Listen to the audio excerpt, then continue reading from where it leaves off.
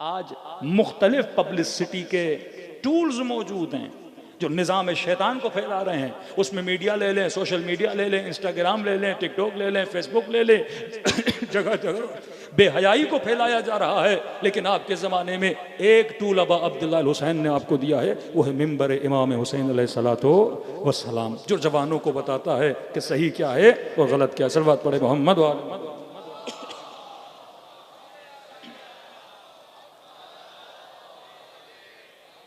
तो पहली चीज़ लनुरिय मालिम दीनिक, ज़ारत जामिया गरीब में पढ़ते हैं कि मुवालातिकुम अल्लामनल्लाहु मालिम दीनिना, ऐ अहले बैत रसूल, ये ज़ारतें आपके लिए।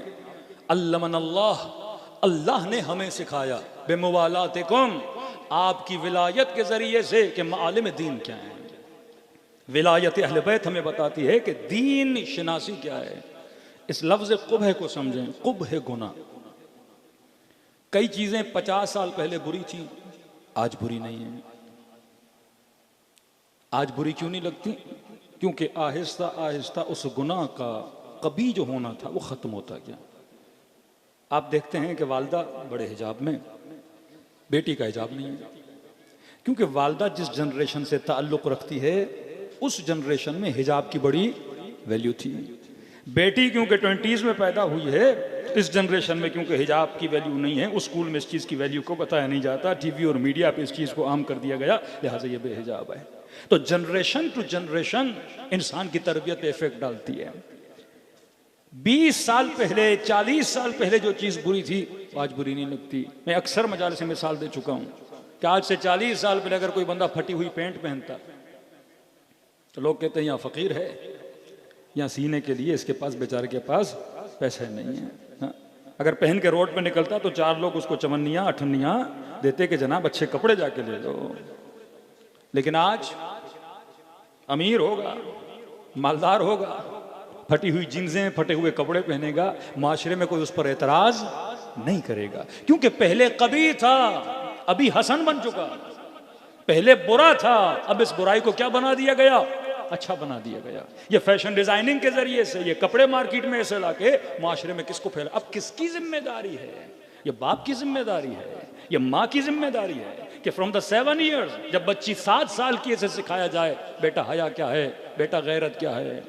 दुनिया के कई ममालिक को घूमने के बाद जो सबसे सख्त तरीन चीज एक खतीब को तबलीग के अंदर लगी वो ये थी कि हम लोगों को नमाजी बना सकते हैं, शराब छुड़वा सकते हैं, कई चीज़ें हदीसें बता बता के इनकी घुट्टी में डाली जा सकती हैं, और ये शराब को छोड़ के फरशाजा के ज़रिए से नेक बन सकते हैं, नमाजी बन सकते हैं, नमाज शब पढ़ने वाले बन सकते हैं। सबसे मुश्किल तरीन चीज़ किसी इंसान की फितरत से जो निकल गई है दोबारा उसे डालना, वो हया है।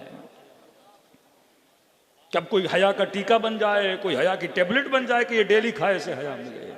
सबसे मुश्किल तरीन चीज़ गैरत है। गैरत बातों से नहीं आती, हया कलाम से पैदा नहीं होता। ये फ्रॉम द 7 years, जब 7 साल का ये बच्चा है, बच्ची है, अगर आपने उस वक्त इसको सही ट्रेनिंग दी, इसके अंदर हया पनपेगा, इसके अंदर हया बड़ा होगा।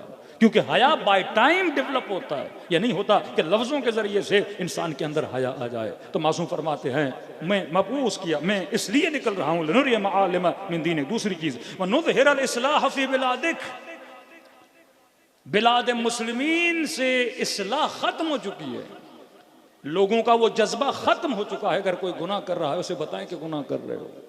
वक्त का हाकिम सुबह की 2 रकत नमाज 4 रकत पढ़ा देता है।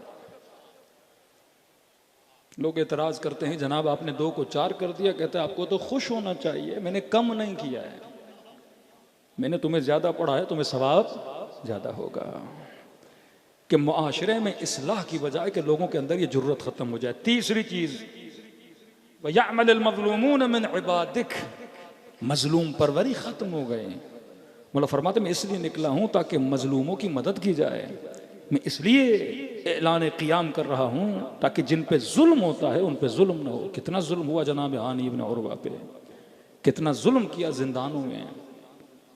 किसी से दुश्मनी ही आप उसे मार देते हैं, मामला खत्म हो जाता है। लेकिन इस कदर मुआशा बिगड़ चुका कि इमाम हुसैन को शहीद किया, शहीद करने के बाद इनके बदन पे घोड़े दौड़ाए गए, इनकी बच्चियों को तमाचे मारे गए, क्योंकि शामात के लोग जो अहले शाम थे, शाम फतह हुआ, इन्होंने कभी रसूल खुदा को नहीं देखा।